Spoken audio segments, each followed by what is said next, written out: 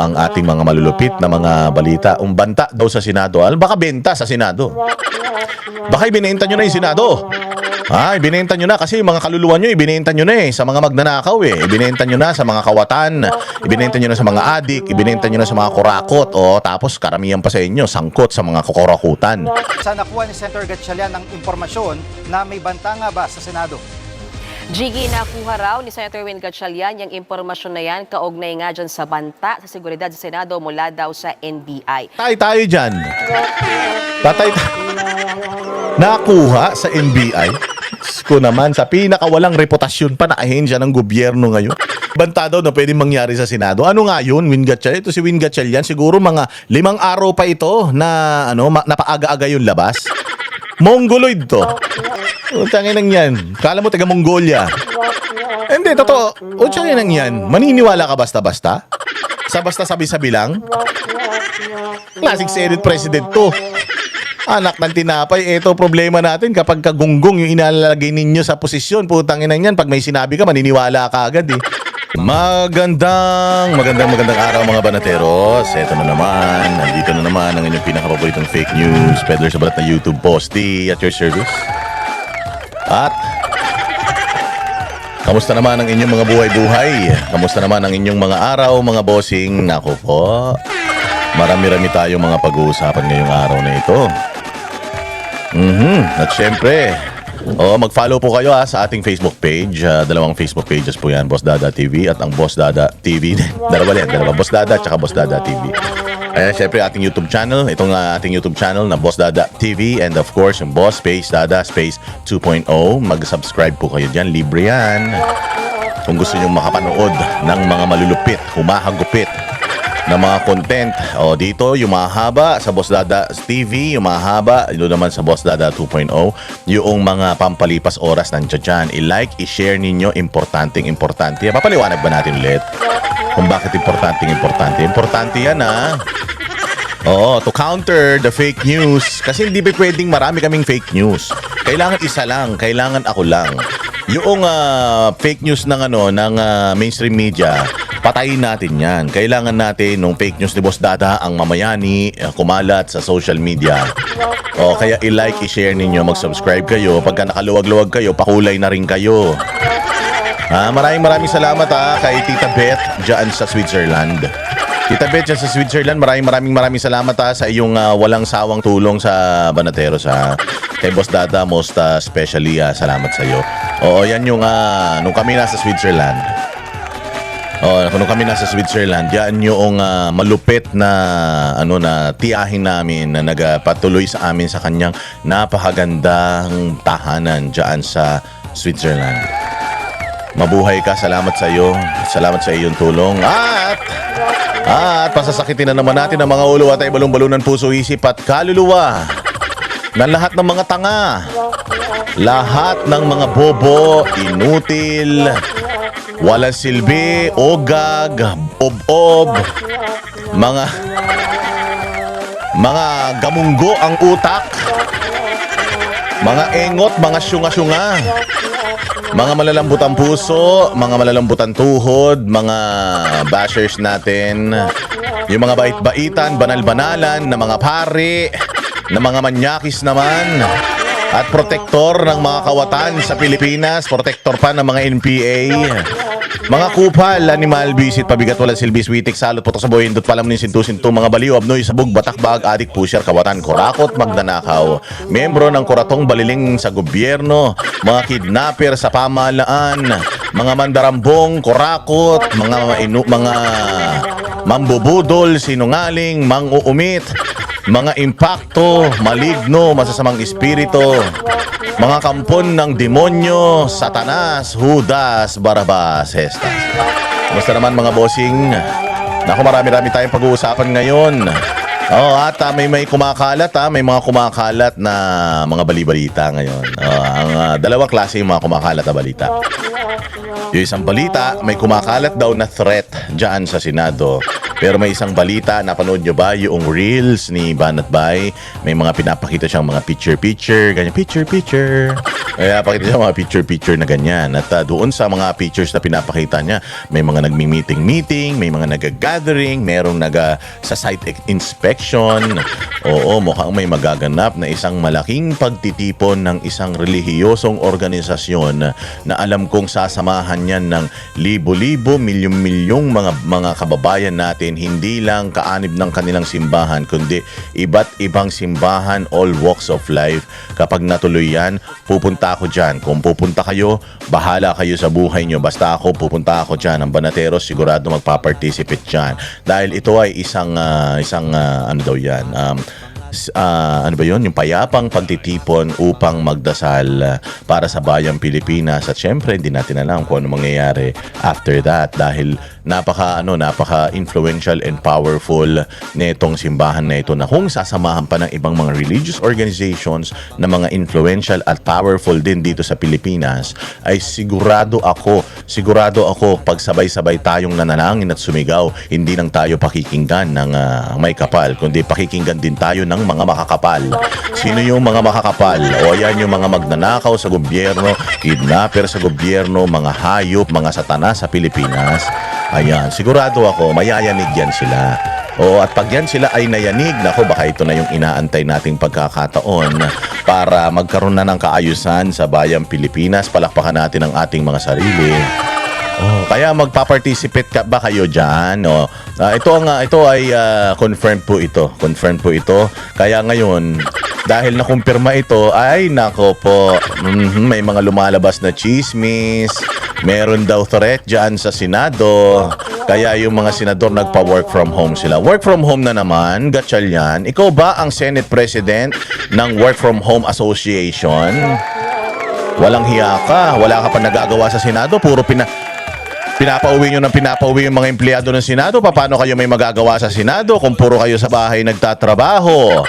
Ay yabang-yabang ni Erwin Tulfo. Sabi ni Erwin Tulfo, kailangan pumasok araw-araw ng mga pintor, construction worker, ng mga security guard, promodizer. Kailangan nilang pumasok sa trabaho araw-araw tapos tayo sa bahay magtatrabaho. O araw-araw kinakain nila yung mga pinagsasasabi nila. O ano ngayon ang ginagawa ni Min Gatchalian? 2 beses na.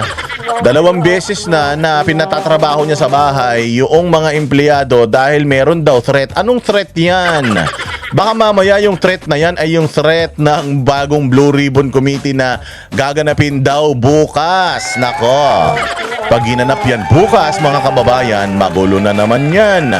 Alam nyo ba na meron pa daw 14 na dadagdag doon sa 18 magigiting bayani ng bayan na mga Marines? Nako po, oo, ay may dadagdag pa daw 14. At hindi lang 14 yan ha, baka madagdagan pa yan ng sandamukal dahil balita ko 100 mahigit daw yan. O ito may dadagdag na 14 at syempre yung 14 na yan sigurado yung una kumbaga sa kanta, intro lang yan. Alam niyo yung intro, di ba? Yung intro, malumanay lang yan eh. Yung intro ng kanta. Usually, pagdating ng chorus, ayan na. Oo, dun na lumalabas talaga yung tempo nung kanta. O eto na, may mga bagong singers na darating. Tawagin na lang kaya natin silang the 14 singers. Kasi kakanta sila eh. Ikakanta nila yung kanilang mga amo, yung kanilang mga pinagdeliveran, kung ano man ang kanilang mga ikakanta, anong title niyan. Sigurado ako, malalaglag na naman sa upuan ang sambayan ng Pilipinas, kaya may threat. O, yan siguro yung threat na sinasabi nila, baka threat sa kanilang mga pagnanakaw, threat sa kanilang mga kademonyohan, threat sa kanilang mga kaululan. O, 18 plus 4. Ilan na yon? 18 plus 4 ay 14. 18 plus 14, naku po, 32 na yan. 32. Maleta boys, ano man gusto nyo itawag dyan. Basurero, mga singers, orchestra na yan. Ang dami, 34 ha. Oo, ang boy band usually pinakamarami niyan na 7, ganyan. O, pero ito, 34. Kung 34 yan, naku po. Orchestra na yan, baka talunin yan yung Philharmonic Orchestra. Maganda daw ang kanta kapag ganyang karami. Oo, merong tenor, merong soprano, may baho. O, at sigurado ako ikakanta nila yung mga baho ng mga Noong mga pangalan na mga lalabas pa dyan, abangan natin yan. Ito na. O may magaganap na isang malaking pagtitipon at the same time, o mayroon pang bagong mga singers ang kasama o kumbaga rest back ng 18 Marines. Hindi natin alam kung itong panibagong 14 Marines ba ito? Security guard ba ito? Bodyguard lang ba ito? Driver lang ba ito? Oo, magkakaalaman yan at lulusot, lalabas yan lalabas yan. Baka bukas dyan sa Blue Ribbon Committee, the legitimate Blue Ribbon Committee ng the Senate of the Philippines, dahil sabi nga nahahati sa dalawa ngayon ang Senado. O ang mga senador na mga mandarambong at manbubudol, di umano ang protektor ng mga santo, ng mga animal at kawatan sa Pilipinas, sa Malacanang at sa Kongreso, versus itong Senado na para sa bayan. Sabi nga ni Rapi Manyakol Turpo, ito daw ay senador ng mga DDS. Dalawa kasi yan, nahahati sa paksyon ng dalawa ang bayang Pilipinas ngayon. Ang nagmamahal sa bayang Pilipinas, ang tawag sa kanila sa mga kumukwestiyon sa mga kawatan, kumukwestiyon sa mga magnanakaw, kumukwestiyon sa mga kidnapper at mga fake news peddler na katulad ni Boss Dada. Pag kinwestiyon mo sila, DDS ka kagad. Kahit na wala ka namang politika, kahit na ikay nasa gitna, nag-question ka lang ng mga maling ginagawa nila, tawag nila sa'yo kagad DDS. So itong Senado ng DDS na tinatawag ni Rapi Tulfo, ito yung mga tao sumusuporta dito, mga matitino, mababait, mga malulupit, mga talagang nagmamahal sa bayang Pilipinas, mga may hirap araw-araw na namumroblema, pambibigay ng baon sa kanilang mga anak, pampakain sa kanilang mga pamilya, pamasahin nila papunta ng trabaho nila. Yung iba rito wala pang mga trabaho. Yung iba rito talagang hirap na hirap sa buhay, mga magsasaka, mangingisda na hindi pinapansin, lalong-lalo na yung mga biktima ng sakuna. Ito yung mga nandito sa side ng Senado, ng mga DDS daw. O ayaw na nilang tawagin na maka-Pilipino dahil pag DDS ka, maka-Pilipino ka. So proud ba kayo na nandito tayo ngayon sa Senado ng mga DDS? Oo, ako matatawag kong sarili ko talaga na DDS. Die hard Duterte supporter, because if you support the Dutertes and the Dutertes love the country, the Dutertes love the Filipinos, ibig sabihin you are supporting them, you are supporting their love for the Filipinos, their service, their good service for the Filipinos. Ibig sabihin yan, DDS tayo lahat. Oh, pero kapag kayo ay nandito sa kabila, halo-halo na yan, sama-sama na dyan sa Senado ng mga magnanakaw, nandiyan dyan lahat, magnanakaw, kawatan, sindikato, kidnapper, nandiyan dyan, yung intro ko nandiyan dyan lahat. Nandiyan dyan din yung mga paring manyakis, mga paring kurakot, mga paring adik, mga paring mga paring nagkukubkob na mga komunista, NPA, mga makabayad, nandiyan dyan lahat yan. Dilawan tae, pinklawang mga tanga, at saka mga loyalistang mga abnormal. Magkakasama yan sila lahat yan. Oo, para tayong isang baterya. Oo, di ba? Sa baterya merong positive at negative. Doon sa positive side, nandoon ang mga senador ni Alan Peter Cayetano, na senador ng Bayang Pilipinas, na walang kontrol kumpas ng Malacanang, na puros mga lango, mga bogsa, di umano. Sabi ni Amy Marcos yan, ha? Oh, nandito tayo sa positive. Doon naman sa negative, sama-sama lahat yan. Lahat ng mga salot ng scam of society, ika nga. Mga salot ng lipunan, mga kriminal. Lahat, mga pusher, addict, mga rapist, lahat nandiyan dyan. Sama-sama yan. Dilawan, pulahan. Isang organisasyon na lang yan. Dito sa kabila, DDS yung kabila. Oo, mga paano itatawag natin sa kanila? Mga ano ba yan? Mga grupo, samahan, na mga kaintae, na walang alam gustong gawin sa bayang Pilipinas kundi palubugin, sirain ng bayang Pilipinas. Dalawa yan. Tama ka dyan, Erwin Tulfo at Rapi Tulfo. Tama ka dyan. Hindi kayo dapat nandirito sa positive side ng Senado. Dapat dyan talaga kayo sa negative, dahil mga negative kayo. Ang mga utak ninyo, mga bulok, pati mga prinsipyo ninyo, mga bulok, mga hudas kayo. May threat daw sa Senado, ha? Dahil dyan, sige na, simulan na natin para masaya ang ating kwentuhan. Ano ba tong threat sa Senado na to? Threat daw sa Senado, mga kayo lang din naman ng mga nagte-threat dyan. O, pakinggan natin to. Abangan ninyo yan, ha? Yung sinasabi ko kanina, ha? Meron daw isang malaking religious organization na nagpaplano ng isang malakihang pagtitipon para sa isang payapa na pagdarasal, payapa na pagtawag ng pag-aayos ng Pilipinas, at kung hindi makinig, nako po, delicate yan, na yan, pinakamalaki daw yan, ha? O, pero ito na, simulan na natin. O, ang ating mga malulupit na mga balita, umbanta daw sa Senado. Baka benta sa Senado. Baka ibinenta nyo na yung Senado. Ibinenta nyo na kasi yung mga kaluluwa nyo, ibinenta nyo na sa mga magnanakaw Ibinenta nyo na sa mga kawatan, ibinenta nyo na sa mga adik, ibinenta nyo na sa mga kurakot, tapos karamihan pa sa inyo, sangkot sa mga kukurakutan. Mabuti pa itong mabuti pa itong 18 Marines. Nung nagpunta sila diyan, dala-dala nila, tangan-tangan nila yung kanilang sinumpaang salaysay. At doon sa sinumpaang salaysay nila, kasama pa rin naman yung mga pangalan na pinangalanan nila. Nandiyan pa rin naman si Loren Legarda, andiyan pa rin naman si Mark Villar, andiyan pa rin naman sila kung sino-sino pa yung mga dinamay nila. Pero yun lang man yata yung dinamay nila di ba? Wala sa yung kasi, yung dito kasi kay Yusek Bernardo at saka dito kay kay Alcantara, ang dinamay nila diyan si Jinggoy, Bong Revilla, si Villanueva, dinamay nila diyan si Chis Escudero, dinamay din nila diyan si Grace Po, saan na si Grace Po? Oy, Grace Po kung totoong nabahagian ka ng porsyento kung totoo na bahagian ka ng porsyento, baka pwede, balato naman, nananahimik ka dyan, tapos sino pa? Si Nancy Binay. Nancy Binay, hindi porket kasing kulay kita, nawawala ka na, hindi ka na dumidepensa, Bakit? Meron na ba kayong deal? May deal na ba kayo doon sa mga kasamahan ninyo na lumabas dito sa mga Anyways, lumabas man lang yung mga pangalan na yan and wala namang ebidensya yan. Lahat naman yan, puro hearsay yan. Lahat naman yan, puros mga gawa-gawang istorya lang. Binawi naman yan actually ngayon nga, 'di ba, yung Yusek Bernardo at saka yung Alcantara na yan, totally different na yung kanilang mga testimonya. Hindi na ito yung testimonya na kanilang pinirmahan diyan sa Senado. So, yung mga yan, alam natin na mga kabalbalan yan, kalokohan yan, wala talagang ebidensya puro salitaan lang Actually, nadagdagan na nga lang yan, lumabas na nga lang yan sa mga supplemental affidavit nila, hindi yan lumabas sa mga unang mga affidavit nila. Itong matindi, itong mga diskaya, yan diskaya ang una nilang ikinulong, yan diskaya ang una nilang sinakripisyo. Meron daw 158 pa na mga pangalan na ilalabas itong mga diskaya na ito. Excited din tayo dyan. Kasi sabi ko nga sa inyo, itong mga unang mga nakakulong ngayon, si Jinggoy, si Bong Revilla, at saka yung mga diskaya na yan, yaan yung mga isinakripisyo nila kasi yaan yung mga easy target. Napakadaling ipakulong ng mga yan dahil nga wala namang mga kapangyarihan yung mga yan. Si Senator Bong Revilla, hindi naman siya naka-posisyon ngayon. So wala siyang hold sa power. Itong mga diskaya, lalong-lalo na.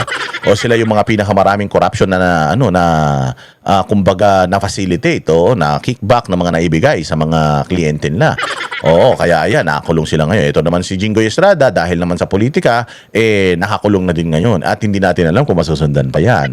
Hindi natin alam kung masusundan yan. Kasi balita ko, yung mga lumilipat sa kabila ay hindi nakakasuhan. So, dyan natin magkakaalaman, totoo ba yung mga sabi-sabi na ito daw mga senador na kinakasuhan, kinakausap daw para lumipat sa kabila. Hindi lang kinakausap ng kabila, kinakausap ng amo ng kabila. Sino ba amo ng kabila? Amo ng kabila, Malacanang. Oo. Marami tayong mga bali-balita. Si Chis Escudero, kinausap daw yan ng Malacanang. Talagang pinilit daw talaga nila, pinwersa daw talaga nila na kung hindi ka lilipat, sigurado ako mabubulok ka sa kulungan. Siyempre, si Jinggoy Estrada, matapang man yan, buwal loob niya, nakulong na rin yan. So, alam niya na kung anong kinakaharap niya. Si Bong Revilla, ganun din. Itong mga diskaya, siguro naman, at home na sila dun sa kulungan nila. Pero itong mga bagong, mga gustong kasuhan, ako po. Itong mga bago, siyempre, first time nila yan. Delikado yan. Kaya there's a huge possibility na talagang magkakaroon ng power change dito sa Senate. But then again, hindi naman hindi naman kapit sa katuko sa kapangyarihan si Alan Peter Cayetano. Sinabi nga niya, di ba? Sabi nga ni Alan Peter Cayetano, actually, kung makabuo kayo ng 13, okay lang sa akin. Walang problema sa akin. That's how democracy works. So, ewan ko, sila lang naman ang sira ng sira mantakin mo with all the effort, full of the nation approach para pabagsakin si Alan Peter Cayetano. Alan Peter stays as the Senate President of the Republic of the Philippines. Hindi sila makabuo ng 13, 12 lang yung kaya nilang buuin. Kaya nga, ang ginagawa nila, they're trying to manipulate the law. Hahanapan nila ng butas at lulukutin nila yung konstitusyon. Pupunitin nila yung pahina ng konstitusyon na yan. para matuloy yung sinasabi nilang kapag ikaw may kaso, mababawasan yung numero ng mga senador. Bababa yung 2/3. Pag bumaba yung 2/3, kaya na nilang ipa-impeach si VP Sara because VP Sara is a force of nature na hindi mo talaga kayang ipahinto. Kahit na anong effort, anong gawin ninyo, hindi nyo talaga kayang pahinto ang the probability at ang destiny ni Inday Sara to lead this country. And alam nyo mga bossing, katulad din ng lagi ko sinasabi sa inyo, etong mga nangyayari sa bayang Pilipinas ngayon, yung nangyayari sa bayang Pilipinas ngayon, may hangganan yan. May hangganan yan. Hindi na pwedeng ma-extend ang mga nakaupong mga magnanakaw ngayon sa gobyerno. Aalma talaga ang taong bayan dyan. Hindi na yan, na-preempt na eh. So hindi na nila pwedeng ituloy yan. Nakita nila yung reaction ng taong bayan. Hindi papayag yung taong bayan dyan. Kaya ngayon, huwag kayong mag-alala. After 2026, 2027, politika na yan. Positioning na yan for 2028 elections. At come 2028 elections, pag nanalo na ang ating VP Sara, I am pretty sure. If there is one thing na hindi ako naniniwala kay Inday Sara, isang bagay na hindi ako naniniwala sa kanya, is yung pagiging hindi daw niya vindictive.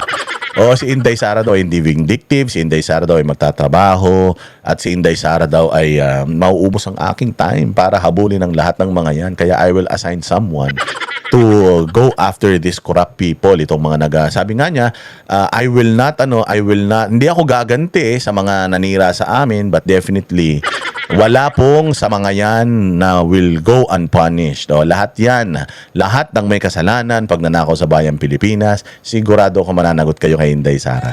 Kaya kung hindi man natin makuha ngayon itong ating inaasam, dahil nandiyan dyan si Matibag, nandiyan dyan si Remulla, nandiyan dyan yung DOJ secretary na mukhang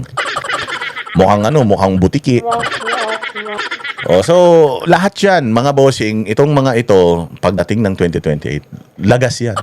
Lagas yan, sabi ko sa inyo, mababawasan ang populasyon ng Pilipinas dahil karamihan sa mga nabanggit ngayon.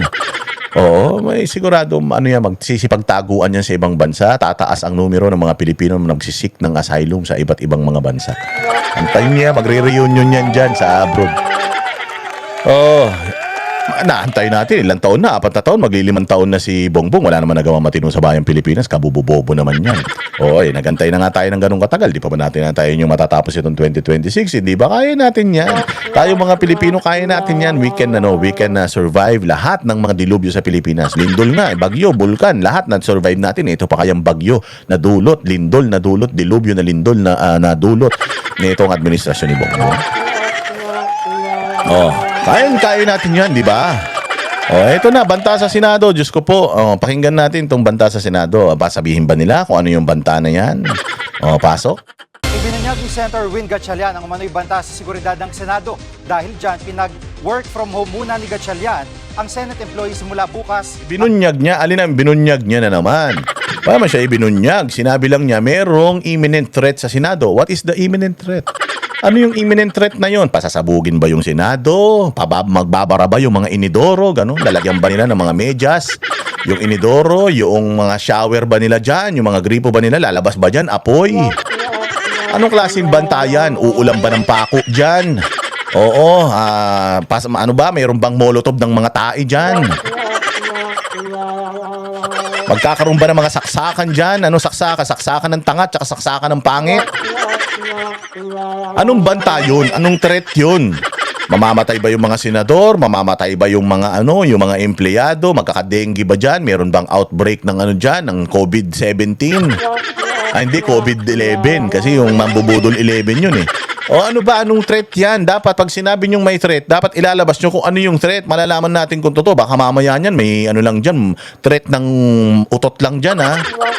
Tapos pinauuwi nyo na yung mga tao ha. Siyempre kailangan merong valid reason para malaman natin if the reason is valid for work from home. Kasi ako dati because my work and my job is important, kapag tatawag ako sa boss ko na mag-telecommute ako, magtatrabaho ako dito sa bahay, hindi ko kayang pumasok, kailangan ko ng sabihin sa kanya kung ano yung nararamdaman ko. Halimbawa, may LBM ako.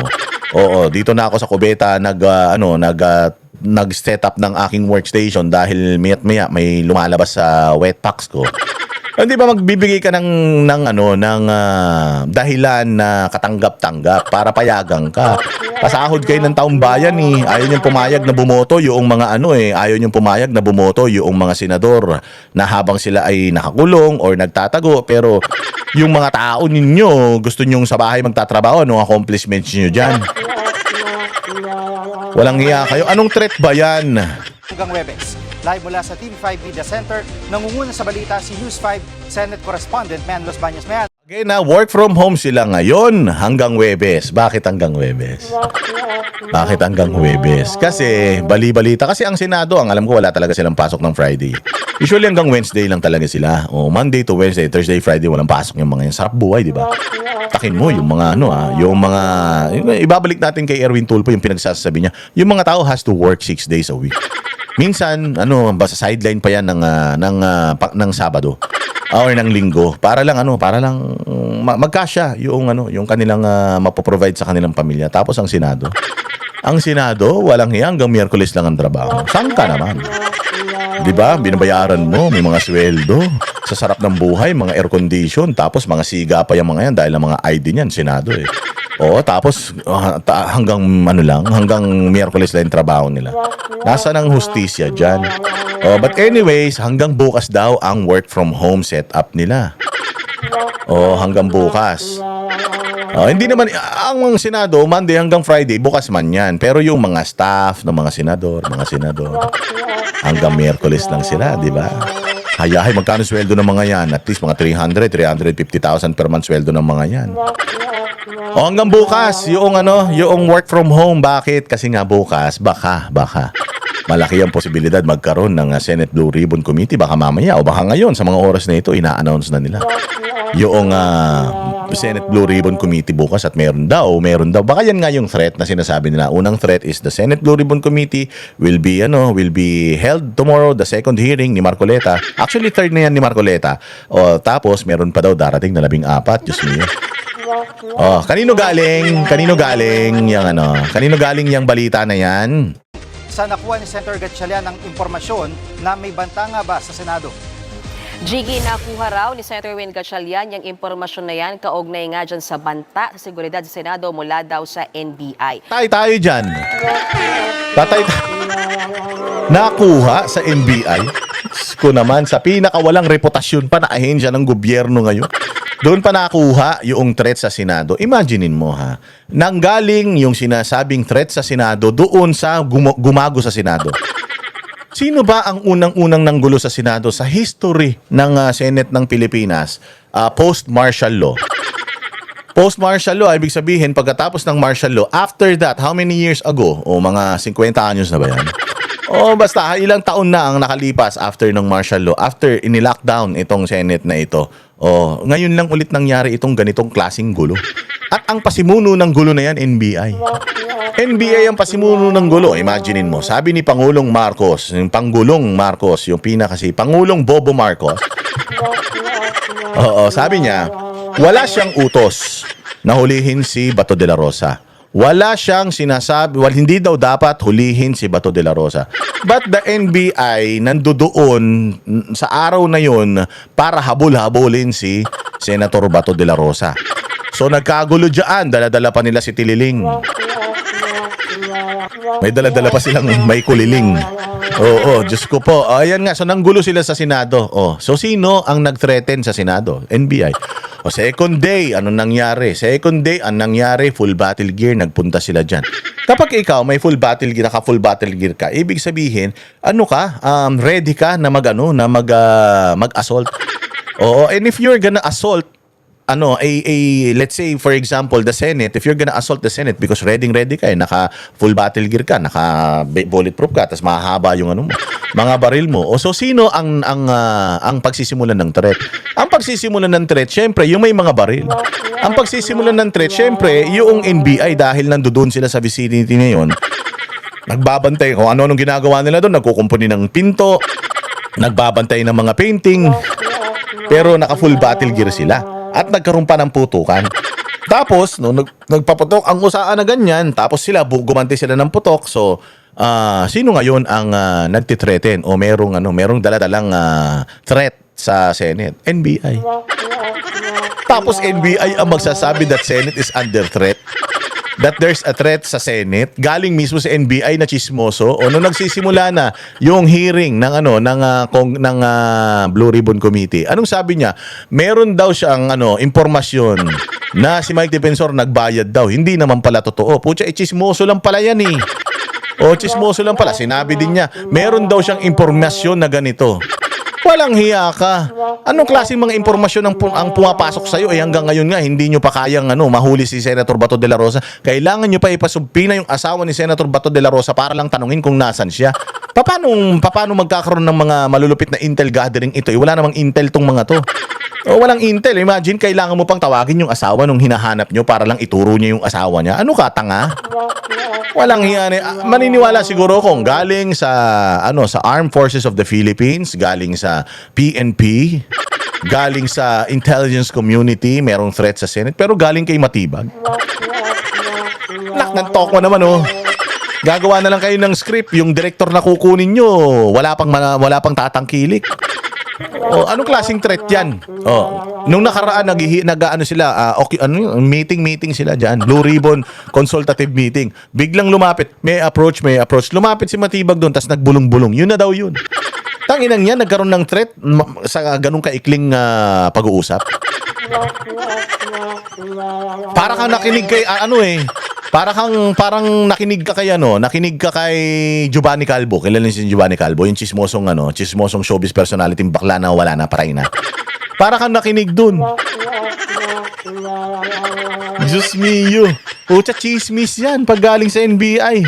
My goodness. Doon sa isinagawang consultative meeting ng Blue Ribbon Committee kahapon, kung matatandaan mo, ay nagkaroon ng meeting, di ba, yung Blue Ribbon na yan, ay sinabi raw ni NBI Director. May banta daw na pwedeng mangyari sa Senado. Ano nga yun, Win Gatchalian? Ito si Win Gatchalian. Siguro mga 5 araw pa ito na napaaga-aga yung labas. Mongoloid to. Yan ang itsura. Tiyangin yan. Kala mo taga Mongolia. Hindi, totoo. Tiyangin yan. Maniniwala ka basta-basta? Sa basta sabi-sabi lang? Klaseng Senate President to. Anak ng tinapay, ito problema natin kapag kagunggong yung inalalagay ninyo sa posisyon. Putang ina yan, pag may sinabi ka, maniniwala ka agad eh. Wala nang due diligence ang walang hiya. Ito ang kaibahan ng leadership ng mga Duterte eh. Because yung mga Duterte hindi mo kayang utos-utusan basta-basta. May sarili silang desisyon, may sarili silang wisdom. Kung saan ba sinabi ng NBI director, may threat. Anong threat? Ganito, ganyan. Meron daw. Magbabara daw lahat ng inidoro dito. Yung mga tain ninyo. Lahat, daw yan? Lulutang daw yan. Siyempre, ikaw, saan galing yung intel mo? Asan? Patingin nga. Anong yun? Siyempre, medyo iimbestigahan mo naman ng konti. Yung putang inang yan, pagka narinig mo, para kasi Bongbong Marcos, pag may narinig, sinabi kay Bongbong Marcos, maganda ang bayang Pilipinas, magpapapreskon ka agad yan, maganda bayang Pilipinas. Maunlad ang bayang Pilipinas. Puta, itong nilalagay ninyo kapag ka ang ulo ng mga tao na nilalagay ninyo, diyan sa mga posisyon, clay. Alam niyo yung clay, ang daling hulmahin, putang ina niyan. Mga tanga tong mga ito. Pucha, naniwala kayo kaagad. More so, naniwala kayo kay Matibag. Halimbawa, sinabi ni Matibag, ganun, merong ganyan. Mayroon naman kayo mga contact sa mga Intel, ang dami yung Intel fans eh. Merong sinabi si Matibag, maniniwala na kayo kaagad. Hindi, i-cross-reference nyo yan sa Intel community, Intelligence Community, Armed Forces of the Philippines, Department of National Defense. Because, yun ang trabaho nila mag-gather ng Intel eh. Ano to sinasabi ni Matibag? Imminent na threat daw. Ano ba to? Posible ba to? Ano ba to? Walang hiya. Naniwala kay Matibag, walang hiya na yan. Wala ka naniniwala kay Matibag eh. Tapos naniwala kayo kay Matibag, Diyos ko po. Melvin Matibag sa mga senador yung tungkol sa impormasyon na may threat o potential threat sa Senate building at sa Senate premises. At dahil siniseryoso daw nila Senator Gatchalian, yung kanyang mga impormasyon ay talagang nagpakandak na sila ng inspection, ganun din nakipag-meeting na siya dyan sa Senate Executive Committee, ganun din sa Office of Senate Sergeant Arms para i-calibrate at kung mayroong mga adjustments na kailangan gawin doon sa Senate, doon sa security protocols ng Senado. Priority daw syempre ang kaligtasan ng mga senador at nasa 2,000 mga empleyado ng Senado. At nakikipag-ugnayan din ngayon sila Senator Gatchalian sa mga intel offices para tuloy-tuloy nga yung information gathering. Kaugnay niyan dahil patuloy daw nilang minomonitor ang sitwasyon. At dahil dyan, Jiggy, heightened alert na ngayon ang Senado. Nagpadagdag daw sila ng forces, mas mahigpit ang security protocol. Yun na naman pinadagdag mo, yung jowa mo na si John Vic Rimulya. Si John Vic na napahiya. Si John Vic na akala niya, si Captain Barbell na kaya niyang pigilan ng lahat. Walang hiya naman, no? Eh, ganito klase ng Senate leadership ang gusto ninyo? Ganito kalambot? Tangina, kung alam ninyo na wala kayong ginagawang kasalanan, kung alam ninyo na maayos ang pagtatrabaho niyo at alam ninyo wala kayong pinoprotektan, hindi kayo matatakot sa anumang threat. Hindi kayo matatakot sa anumang threat. Ano ba yung mga threat na ikinakatakot ninyo? That some group of people will go there to disrupt kung ano man ang nagaganap dyan sa Senado or kukupkubin ng Senado, Nino? Ng taong bayan na mga galit? O bakit galit ang taong bayan? Yun ang dapat na iniisip ninyo eh. Kung yung threat na may Abu Sayyaf man pupunta dyan, magpapasabog. May anong klaseng threat yan? O yung threat na maraming mga Pilipino ang magagather para pumunta dyan sa Senate at hindi nyo na makokontrol, baka mapasok ang Senate? Why? That's the question. Why are people gathering outside the Senate? O, may problema kayo. Oo, ang imminent threat sa Senate is kayo mismo. Oo, kasi kung ginampanan ninyo yung inyong mga tungkulin na unahin ang kapakanan ng inyong mga constituents, which is buong Pilipinas, kung inunan yun, hindi yung mga personal na mga political na interest ninyo, hindi kayo matatakot. Hindi kayo matatakot. Eh kaya lang, alam nyo sa mga sarili ninyo that what you are doing, ayaw yan ng taong bayan, kaya takot na takot kayo sa taong bayan. Sino yung sinasabi ninyong imminent threat dito? I will just assume kasi heightened security daw, security protocol. Sino lang ba nagpupunta dyan? Kayo man lang. So meron mga gustong magpunta dyan na hindi sila dapat magpunta dyan. Pupunta sila dyan kahit hindi sila imbitado. Sino-sino ba yun? Hindi naman pwedeng yung mga sumusuporta sa inyo yung pupunta dyan. Dahil kung yung mga sumusuporta sa inyo ang pupunta dyan, baka bukas palad ninyong tatanggapin yung mga yan. Pero imminent threat, ibig sabihin threat sa inyo. Sino ba yung threat sa inyo? Yung mga tao na galit na naniniwala sa 18 Marines. Yung mga tao na ayaw na ng korupsyon, ayaw na ng krimen, ayaw na sa administrasyon at ginagawang mga pagnanakaw sa bayang Pilipinas. Sila yung pwedeng magpunta dyan and to pose as threat sa Senado. Oh, bakit may ganun? Hindi ba kayo nagtataka? Hindi nyo ba chinecheck yung mga sarili ninyo? Reality check kayo sa mga isa't isa kung humarap kayo sa salamin? Sabi nga, kapag humarap ka sa salamin at pangit yung nakita mo, hindi kasalanan ng salamin yun. Kasalanan mo yun. Oh, so kapag humarap ka sa tao at nakita mo yung reaksyon ng tao, galit na galit sa'yo, hindi kasalanan ng tao yun. Kasalanan mo yun kasi dapat yung tao piniplease mo. Sabi nga ni Erwin Tulfo, sometimes you have to bend the law in order to please people. Oh, humarap kayo sa tao ngayon. Lumalabas kayo dyan sa Senado, di ba? Si Erwin Tulfo, si Tito Soto, binabato kayo ng taong bayan. Bakit? Hindi nyo ba tinatanong yung sarili ninyo? Ano yun? Gumising sila sa araw na ito para magalit lang sa inyo? There's something that you are doing na ayaw ng mga constituents ninyo at yun yung dapat i-correct ninyo. Ang threat ngayon, dyan sa Senado at sa bayang Pilipinas, hindi yan mawawala hanggat hindi nyo inaayos yung mga buhay ninyo, hanggat di kayo natatigil magnakaw, hindi kayo natitigil mambabae. Nandiyan yung threat na yan, hindi mawawala yan. Kasi noon, ang threat ng Pilipinas is yung outside threat. Yung galing mga komunista, terorista sa ibang bansa. At saka yung mga inside threat, ano yan? Mga kriminal, komunista, terorista dito sa Pilipinas. Yan lang ang threat sa bayang Pilipinas. Pero yung mga mamamayang Pilipino, actually yan yung pinoprotektahan natin from these threats. Walang hiya kayo. Ngayon, ang threat ay nanggagaling na mismo sa bayang Pilipinas at sa mga Pilipino. You're treating mga mamamayang Pilipino that's gathering as a threat sa institusyon ninyo. Bakit naging ganun? And this institution is supposed to be protecting the masses, hindi ba? Oh, bakit niyo tinatrato na threat itong mga taong bayan na ito? Kasi yun lang naman eh. Yun lang naman ang meron eh. Senate Blue Ribbon Committee hearing sa bukas. Yung mga tao na nagagather dyan sa labas, nagmumukbang at kung ano-anong mga ginagawa nila dyan, nagararally dyan sa labas. Yun yung threat eh. Yun yung threat kasi, pucha yan. Hindi nyo naman sinasabi kung ano yung sinasabing threat na yun. Sana kung may babagsak daw na missile dito, galing sa China, mga ganun. Wala naman eh. Ang hiya kayo.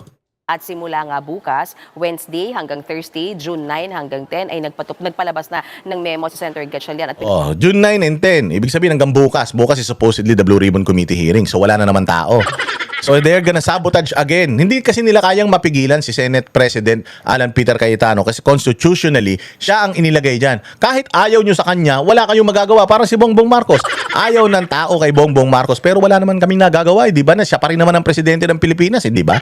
Kahit naman sandamukan ng mga taong umiyak sa kalsada, hindi naman mamawala yan because constitutionally, nilagay siya dyan. Oo, demokrasya ang naglagay sa kanya dyan. So, anong gagawin natin? Aantayin natin, una, baka mamatay yan. Aantayin natin, baka mag-resign yan. Aantayin natin na baka, baka bigla na lang maglaho yan. O, yun, pwede na tayo maglagay ng panibagong presidente. O, pero hanggat buhay ang ulol na yan, wala tayong choice kundi magtiis.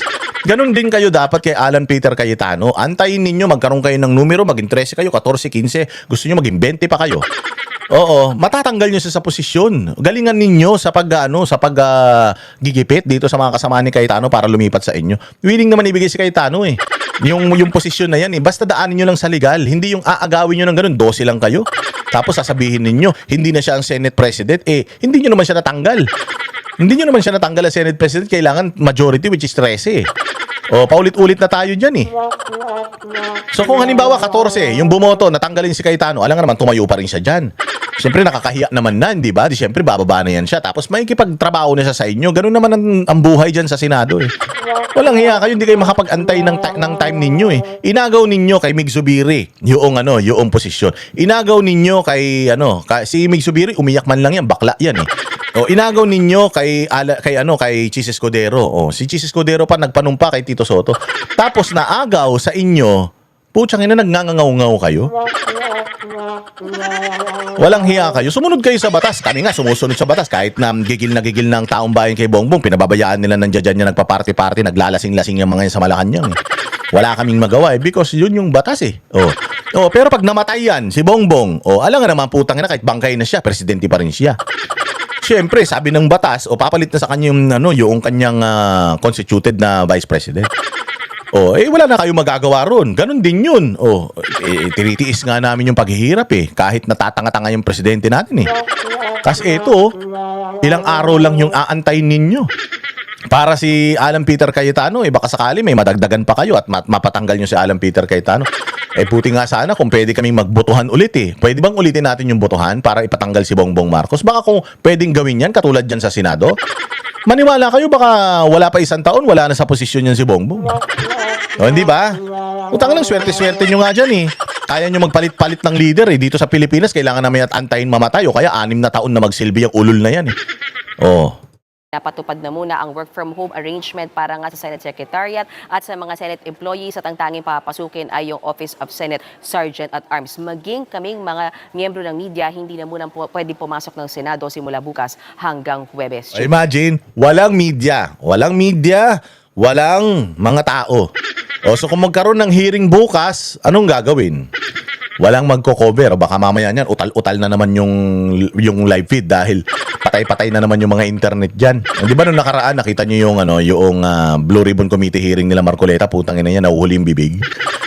Walang internet. Tapos yung Blue Ribbon meeting, consultative meeting, tangina niya, naging consultative meeting, ang daming mga pinagsasasabi doon. Anong agenda ng meeting? Dapat nakalagay yun eh. If this is a consultative meeting, dapat may agenda yung meeting. Ano yung agenda ng meeting? Ilalagay natin kung sino yung mga members ng komite. Tapos ito yung mga i-discuss natin. Di ba dapat ganun? Para ka namang bobo, hindi mo ba alam kung ano yung meeting? May pag-uusapan kayo, meron kayong agenda. Saan ka naman makakita ng meeting? Inimbita mo yung NBI, Ombudsman, DOJ.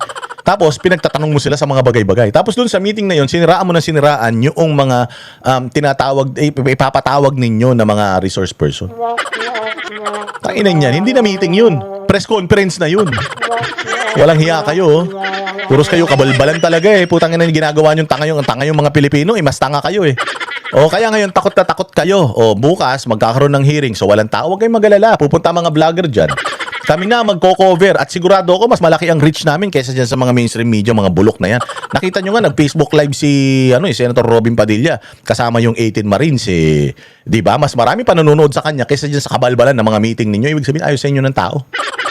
Ganun lang kasimple yun. At may yung ibang mga senador ay nakatanggap din ba ng ganitong impormasyon? Jiggy, narinig na rin daw ni Senator Tito Soto ang kaugnay sa sinasabing Tayo na, sila lang nakarinig eh. Oh, the threat is clear and present danger. Before serious consideration is taken, lockdown the Senate if threat presents a clear and present danger. Yan ang gusto nila, i-lockdown yung Senate.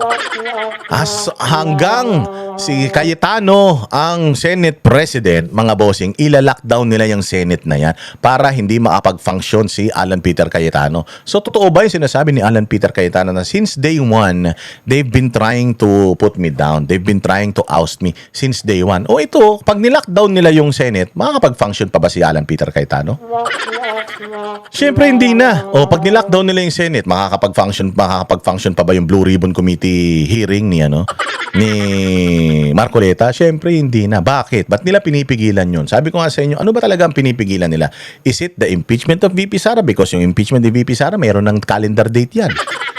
Nagsumpa na sila dyan. So, no questions asked na dyan. So, ito bang Blue Ribbon Committee? So, ibig sabihin, ganito talaga kalaki, ganito talaga kalalim yung problema natin sa corruption na yung mismong mga tao na gustong hukayin kung gaano kalalim ang corruption sa Pilipinas ay pinipigilan ng mga tao na ito. Diba? And you owe it to the people. You should tell the people what kind of threat we're talking about. Anong klaseng threat ito? Death threat ba to?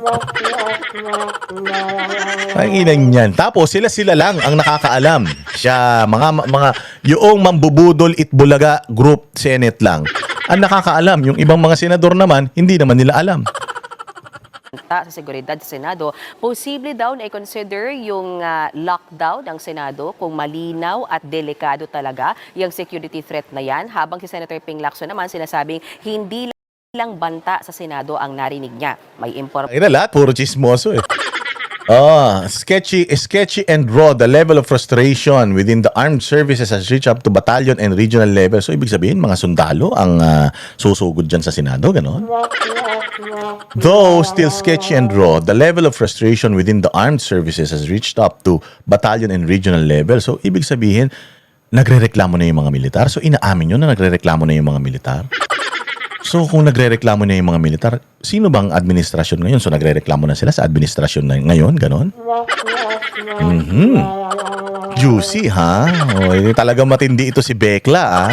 Matindi yung mga binibitawang salita. Sila lang ang nakakaalam. Sila lang ang nagpapaikot. Sila lang ang nagpo-float ng idea na may threat sa Senado.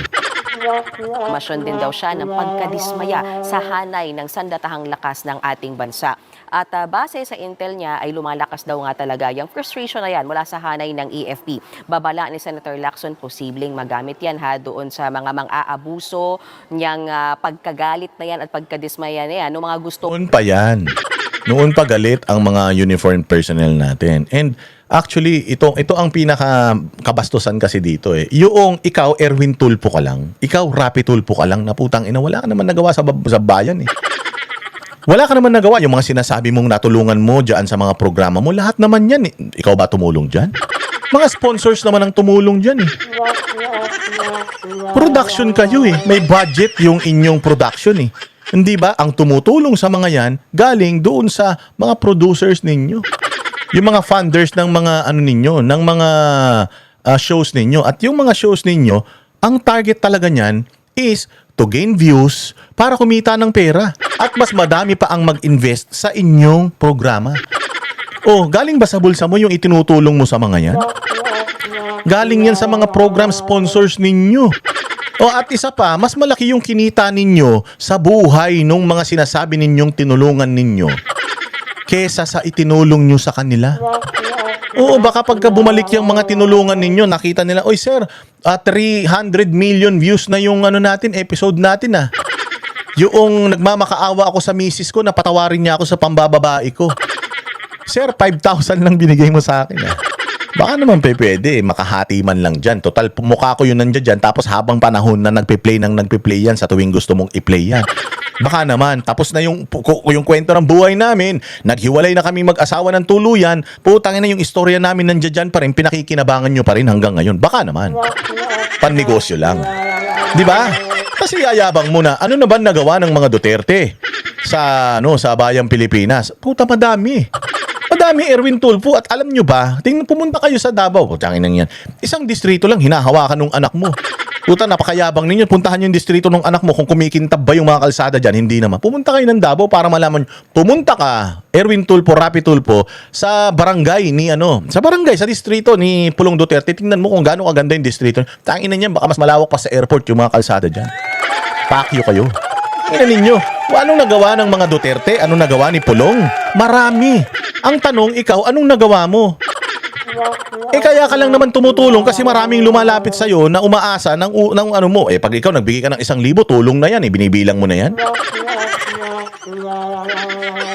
Tainang yan. Tapos sasabihin niya pa na nananaksak daw ng bugaw si tawag dyan, si Pulong Duterte. Putang inang yan. Mabuti na yung nananaksak ng bugaw kaysa kumukuha ng babae sa bugaw. Diba? Walang hiya kayo. Mang-destabilize ng gobyerno. At ang pagkadismaya daw ng mga sundalo nagmumula sa iba't ibang mga issue. Gaya na lamang ng agawan ng liderato sa Senado, nariyan din syempre yung flood control scandal at yung pagtaas ng presyo ng langis at iba pa. Sa ngayon, tahimik lang daw na nagmamasid ang AFP at hanay ng AFP sa mga sinasabing iba't ibang banta at yung frustration na nararamdaman ng ilan sa kanilang mga miyembro. Jiggy. Yung Cayetano Block, anong sinasabi naman nila? Sa ngayon, Jiggy, kini-question ni Senator Alan Peter Cayetano bakit daw ibinahagi lang yung particular report na yan ng security threat sa Senado sa iilang senador at hindi sa lahat sa kanila at hindi raw sa lahat ng empleyado. Tinatanong din niya yung credibility ng NBI. Kailan pa daw ba naging lead agency sa Intel ang NBI? Nasaan daw ang AFP at ang NICA sa mga Sakto. There's NICA, AFP, ISAP. Ang dami. Tapos NBI, manggagaling sa NBI. Ang inan yan. The very same group na nagkalat naghasik ng kaguluhan dyan, unrest sa Senate, sila ang nagsasabi na na may threat na ang Senado. O, parang ganito, ilagay natin. Perfect analogy. Kung sino may dala ng lighter, gasolina, siya yung nagsasabi na may gustong manunog sa Senado. Ganon. Yung may hawak ng ebidensya, na susunugin yung Senado, putya yan, sila yung nagsasabi na, hoy, may susunog sa Senado. Ano yung hawak mo? Apoy at saka gasolina. Tanginang yan, ba't ka nagsasabi may susunog sa Senado? Ikaw yung gustong sumunog sa Senado. Diba? Ano sense nun? Okay man lang, meron tayong threat na nakuha. Kanino natin nakuha? Sa NICA, sa ISAP, sa Armed Forces of the Philippines, sa Department of National Defense, sa National Security Council. Because sila talaga yung mga intel, yung mga may hawak ng mga intel gathering groups yan. Okay man lang sana kung gano'n. Pero sa NBI. Tangina niyan. Para ka naniwala kay Father Plaby. Walang hiya naman talaga. Sitwasyong ito na sila talaga yung nag-a-assess ng mga intel reports specifically kapag mga security threats. Alam mo, Jiggy, ang sabi ni Senator Alan, kapag daw ipinaparating lang ang umano'y banta ng seguridad sa iilan lamang mga senador at hindi sa kanilang lahat, pwede daw yung gamiting political instrument o political tool. Samantala, Jiggy, may babala ang palasyo laban sa mga nagtatangkang manggulo sa Senado. Pakinggan natin ang pahayag ni Palace Press Officer Claire Castro. Tayo na, may sasabihin na naman itong lokal-lokal na to. Ano ba yung sasabihin nitong lokal-lokal na to? Tangina tong tao na ito. Ito si Claire Castro. Tinanong ito, sabi sa kanya, Ma'am, anong masasabi mo na na-dismiss na lahat ng mga kaso ng pagnanakaw ng putang inang pamilyang Marcos na yan? Alam mo sagot niya? Ay, spokesperson po ako ng presidente, hindi po ako spokesperson ng pamilya. Tarantado talaga di ba? Lahat ng itanong mo sa kanya, meron siyang sagot. Pero kapag tungkol sa pagnanakaw ng mga Marcos, putang ina, tahimik yan. Buti, hindi niya sinabi, kasalanan na naman ng mga Duterte yan. Nung nakaraan naman, nung travel etong si, yung DOH secretary natin, yung isang DOH secretary natin, pupunta sila sa Switzerland. Putang ina, ginamit ang pera ng taong bayan para yung kanyang economy class na upuan sa aeroplano, ginawa niyang business class. Pukin ang ina niyan, alam niyo kung magkano business class na yan? Kulang-kulang kalahating milyon yan. Yun yung nakahiga ka na sa aeroplano. Binayaran ng mga Pilipino ang comfort ng buwakan ng inang taga-DOH na yan. Tinanong si Claire Castro, sabi sa kanya, Ma'am, ano masasabi niyo doon sa DOH na yung economy class, ginamit niya yung pondo ng DOH para i-convert niya or i-upgrade niya to business class yung kanyang upuan para daw payapa yung kanyang pag-travel sa Switzerland. Ano sabi nito ni Claire Castro? Ayaw namin munang mag-comment diyan. Pabayaan natin yung ombudsman kung may kaso ng isinampa. Pukin ng ina ka. Pera ng taong bayan yung ginamit doon sa upgrade na yun. Samantalang si Inday Sara, pera niya yung ginagamit niya pag nagpupunta sa ibang bansa. Putang ina mo, galit na galit ka. Tarantado ka talagang babae ka. Kapag sa kanila ang iskandalo, putatikom ang bibig ng buwaka ng inan to. Pero kapag katungkol sa mga Duterte, putyang ina, ang hasang niyan, pulang-pula. Talagang, kakagat yan, parang tigre yung ulol na yan. Di ba? Putang inan yan. Pakinggan nga natin sabihin nito, walang kwentang tao na ito. It is now being validated and it has been deferred to the proper authorities. Sa mga nagtatangka, dahil nga may nauulinigan po na ganitong mga security threats, kayo man ay senador o ordinaryong tao na nagsasagawa nito, Uy, binagbabantaan ng ordinaryong tao? Tama ba yung narinig ko? Na kayong mga ordinaryong tao na nagbabanta. Martial law na ba to? Never again, o never against? Ang ina niyan, pinagbantaan yung mamamayang Pilipino, the very same people that put these assholes in power, pinagbabantaan nila. Kayo humanda kayo. Wow. Tang ina, boss na boss Pucha, para silang hari ng Pilipinas Parang nabili na nilang bayang Pilipinas Tang ina to mga to. Mga abnormal talaga. Kung ako yan, ang sasabihin ko, doon sa mga napapabalita o kung involved kayo dito sa mga namumuong may masamang balak, kami po ay naninikluhod sa inyo at kami po ay humihingi po sa inyo ng pangunawa. Alam ko, frustrated na po kayo, pero ginagawa po namin ang lahat ng aming makakaya. Instead, kayo po ay manggulo. Kami po ay nananawagan na sana maging kalmado lang po tayo at tumulong po tayo sa pamahalaan. Di ba dapat ganun? Pero ito putang tapang ng mukha ni ate. Tangina, kala mo siya may-ari babala sa mga tao. Kaya senador ka, ordinaryong tao ka. May babala siya. Ano yung babala? hindi po kayo makakaligtas sa kamay ng batas. Putsang ina, mantakin mo. Ganito kabobo itong administration na ito. You see unrest amongst your constituents, your people. Tapos ganito sasabihin mo, igagaslight mo. Humanda kayo, hindi kayo makakatakas. So parang hinahamon mo pa sila. Tanga. That's not how you handle it. Kung talagang ayaw mo ng gulo, pukin ng ina mo, sasabihin mo sa kanila, makikipag-ano ka, ikaw yung kauna-unahan, ikaw yung nasa taas, ikaw yung bababa, para anuhin mo sila, ipacify mo sila, or ikalmahin mo sila. Hindi yung, kung may binabala kayong masama, humanda kayo, putsang ina ninyo. Gagamitin nyo ang puwersa ng sundalo at kapulisan laban dito sa mga ordinaryong people, sa mga ordinaryong tao na magde-demonstrate against you. Bawal na ba yun? Bawal na ba yun na ang mga tao ay peaceful na mag-gather para iparating sa inyo yung kanilang frustrations? Hindi ba dapat ang ginagawa ninyo when people are frustrated, di ba dapat ang ginagawa ninyo, pupunta kayo sa kanila and you make a dialogue with them. Si Pangulong Duterte, yung zona niya, natatandaan nyo, yung mayroon nagrarally-rally, yung zona niya, pumunta siya dun sa rally na yun. Sobrang delikado nun kasi puros mga komunista yun. Pero napunta siya dun and nakipag-usap siya sa mga yun. Ganun ang dapat na ginagawa ninyo, hindi yung tinatakot nyo pa yung mga tao na, putsang ina, gutom na yung tao, galit na yung tao, tapos tatakutin ninyo na hindi kayo makakatakas sa bansa, sa batas. Gagamitin nyo yung batas para proteksyonan yung negative 15 na trust rating ng presidente nyo. Tarantado pala talaga kayo Tangina ninyo. Oy, kaya nagagalit ang tao dahil imbis na kinakausap niyo yung taong bayan para maging kalmado, pukin ang ina ninyo, hinahamon ninyo. O baka mamaya yung hamon ninyo na yan, pagka nahinog yan, baka putang ina, Claire Castro, baka umalis ka sa Pilipinas, ha? Grabe, no? Grabe, talagang talagang tinatakot nila ang taong bayan, ha? Ito pa yung isang balita tungkol dyan, mga bossing. Wait lang. Ito. Banta sa Senado. I-play din natin ulit ito para makita natin ano ba to. Ipinag-utos ni Senator Win Gatchalian na work from home ang kanilang pasok. Pero duda dyan ng Cayetano Block, kaya regular working hours pa rin ang gusto nila. Verify na rin ang sinasabing banta sa Senado. Sa mga nagtatangka, dahil nga may nauulinigan po na ganitong mga security threats, kayo man ay senador o ordinaryong tao, Gayon ordinaryong tao, they're threatening even the senators and the ordinary people. So ibig sabihin talagang hinawakan na nila yung kapangyarihan at wala na kayong karapatang magreklamo Kung sino man kayo, hahabulin namin kayo. O, ganyan. Ganyan nila tayo tinatrato. O, okay lang sa inyo yan?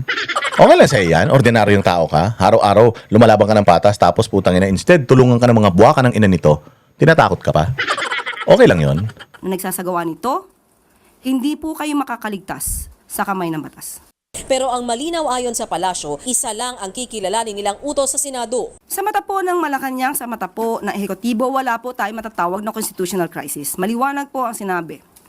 Ang sinusuportahan po at ang nire-recognize na liderato ay ang liderato po ni Acting Senate President Sherwin Gatchalian. So, ibig sabihin, si Senate President, the fact that the Malacanang is acknowledging Senate, Senate pro tempore acting President, acting pro tempore si Gatchalian, ibig sabihin yun ang gusto ng Malacanang na maging Senate President sa kasalukuyang Senado. O bakit? Kasi nga, putyang inang yan, may mga ex-deal na yung mga yan. Ay, kasi sabi ko nga sa iyo, kung ako Malacanang, co-equal body ko ang Senate, I will leave it to Senate. Kung ano man ang mangyari sa Senate, mananawagan lang ako na I know that there is an issue in the Senate right now. I hope that they will resolve it as soon as possible para makabalik na po tayo sa mga trabaho natin. You do not take sides. You do not take sides because if you take sides, parang inamin mo na ikaw talaga ang may kagagawan ng lahat ng ito. Na parang kayo talaga ang kumukumpas dito sa mga 11, 12 na sila ngayon na mga magnanakaw sa Pilipinas, kayo talaga ang kumukumpas sa kanila at ayaw nyo talaga kay Alan Peter Cayetano, and every time na ipinapakita nyo na ayaw nyo kay Alan Peter Cayetano, ibig sabihin ayaw nyo talaga na hindi nyo kontrolado Senado. Di ba? Parang Integrated Bar of the Philippines, hindi sila dapat nagbibigay ng kanilang mga political opinion, dapat lagi silang patas. Parang Supreme Court. Hindi pwedeng ang isang Supreme Court Justice ay magbigay ng kanyang personal na opinion sa mga bagay-bagay, lalong-lalo na kung meron ng mga kaso sa kanila. Ilalagay niya yung kanyang personal na opinion doon sa resolusyon na i-issue nila doon sa desisyon nila. Pero ako, active ako na Senate na Supreme Court Justice. Tatanungin mo ako tungkol sa mga bagay-bagay, magbibigay ako ng aking opinion, bawal 'yun. Bawal 'yun. Ganun din dapat ang Malacanang. May gulo sa Congress, may gulo sa Senate. All I can ask and all I can say is I hope they will fix it. Kasi apektado po ang ating bayang Pilipinas, lalong-lalo na yung mga legislations natin. Apektado po. So I hope they can resolve it as soon as possible. Pero pag sinabi mo na ang kinikilala namin ito, yung isa hindi namin kinikilala, ibig sabihin, putang ina, gusto nyo talagang kontrolin. O mga diktador talaga kayo, gusto nyo kontrolin yung Senado. Na pinamumunuan ng tatangatangang pro tempore Senate pro tempore na si Gatchalian. The reason why hindi kayo naglalagay ng abogado diyan sa na Senate President kasi alam ninyo na kapag abogado ang nandiyan diyan, putya mahihirapan kayong pasunurin yan. Kaya nilalagay niyo diyan puro tanga, nilagay niyo diyan si Mig Zubiri. Nilagay niyo diyan si Tito Soto na wala ring alam. Tapos ito si Win Gatchalian na ganun din. Parang parang lapis lang siya. Katayo lang siyang ganun. Wala siyang ginagawa, putang ina niyan. Walang hiya, di ba? Walang Diyo talaga tong Malacanang na ito. May nakarating naman na ulat kay Senator Ping Lacson hinggil sa lumalaking pagkadismaya umano sa hanay ng sandatahang lakas. Bagamat hindi pa ito na-verify, delikado raw kung may mga mananamantala sa sitwasyon para... So widespread mass movements and protests. Alam mo, ako, ganito lang naman iisipin ko eh. Sino ba yung mga dating nagrarally sa Bayang Pilipinas? Makakaliwa, Kilos Mayo 1, Bayan Muna, Kabataan. Yan yung mga usual na nagrarally. Diba? Yan yung mga usual na makikita mo dyan, mga amoy araw. Oo, yung mga batang sumisigaw, mga estudyante. Yun lang. Panahon ni Pangulong Duterte, yun lang. Oo. Wala din masyadong dilawan na nagrarally nun. Wala. As in, yun lang talaga. Yung mga nakikita mo nagrarally. Ngayon, nakikita mo nagrarally, pare-parehas. May nagrarally ng mga kaliwa, may nagrarally ng mga estudyante, may nagrarally ng mga jeepney driver, may nagrarally ng mga magsasaka, may nagrarally ng masang Pilipino. Something's really wrong in this government. You should accept it. Tanggapin nyo yun, Ping Lacson, that something is wrong in this government. That's why a lot of people, hindi nyo na nga alam saan nanggagaling yung reklamo ng tao. Then you should accept it. Something's wrong. You should talk to the president and say, Mr. President, alam mo, the last administration, wala tayong nakikitang ganito kalalaking demonstration. Mantakin mo, linggo-linggo may nagrarally. Ibig sabihin, hindi masaya ang tao. And nandito tayo to protect these people. So let's dialogue with these people. Ano ba yung gusto nilang mangyari? Yun yung anuhin ninyo. Hindi putangin nyo, nagnakaw kayo na nagnakaw kasi. Kaya ayang galit na yung taong bayan. Mass movements and protests. Sino ba nagpo-protesta? If the people are protesting and protecting this administration, ano yan? Walang problema yan. But the fact na naging isasara nyo ang Senate dahil may mga protestang ganito kalaki na mga magaganap, isasara nyo ang Senado? Something's really wrong with this government. Something's really wrong with the leadership ni Bongbong. Something's really wrong with you senators.